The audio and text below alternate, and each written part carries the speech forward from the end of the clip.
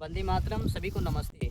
आज मैं आप लोगों को वीडियो के माध्यम से बताऊंगा, जब मैं किसानों से कहता हूं कि अपने खेतों में जीवामृत खाद का इस्तेमाल करें, प्रयोग करें, अपने खेतों में स्वदेशी खाद को ही डालें, तो किसान भाई हम लोगों से कहता है कि अगर मैं स्वदेशी खाद जीवामृत को डालेंगे तो क्या उससे उपजाऊ बेहतर होगा।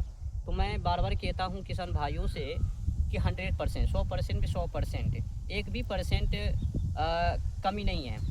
आज अगर जिस भी किसान भाइयों को भ्रम है कि रासायनिक खाद से उत्पादन बेहतर है, तो मैं आप लोगों को वीडियो के माध्यम से दिखाता हूं कि रासायनिक खाद का काला दुष्ट परिणाम। आप अभी इस समय मैं खेतों में हूं और मैं आप लोगों को दिखाना चाहता हूं कि रासायनिक खाद का काला दुष्ट परिणाम कैसा निकला है। अब अगर किसान भाई अगर रासायनिक खाद पर बात करे तो समझ में आवे। जब मैं किसान भाइयों को बताता हूं कि स्वदेशी खाद जीवामृत खादों को अपने खेतों में डालें तो टाइटे फिश हो जाता है। तो किसान भाइयों से मैं यही कहना चाहता हूं, अगर आप लोगों को रासायनिक खाद पर विश्वास है तो आज देखिए रासायनिक खाद का काला परिणाम। ये जो किसान भाई का लगभग में 10 से 12 कट्ठा का ये खेत है और खेतों में देखिए लगभग में 5 से 6 कट्ठा ऐसा है जहाँ पर सही ढंग से गेहूँ उगा ही नहीं है। देख सकते हैं आप, यहाँ से लेकर वहाँ तक 5 से 6 कट्ठा किसान भाइयों का वो खेत बर्बाद हो गए। मतलब सही ढंग से उपज ही नहीं, उगा ही नहीं पौधा। अब बताइए किसान भाई अब क्या करेंगे। जब मैं किसान भाइयों को जानकारी देता हूँ तो कहता है कि स्वदेशी खाद को मैं डालूँगा, उपजाऊ कम हो जावे। अगर स्वदेशी खाद को डालूँगा तो अगर उपजाऊ नहीं होगी तब हम क्या करेंगे। तो जो भ्रमितियाँ हैं, मैं किसान भाइयों को तो मैं यही कहूँगा, स्वदेशी खादों को आँख मूंद कर खेतों में डालें, उससे बेहतर उपजाऊ है।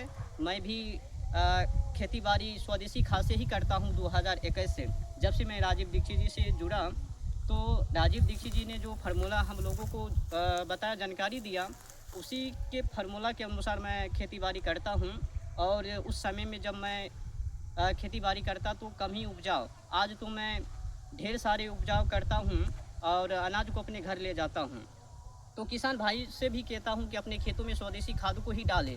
तो लगभग में वर्तमान समय में इस समय 100 एकड़ से पार किसान भाई खेती कर रहे हैं स्वदेशी खाद जीवामृत के द्वारा।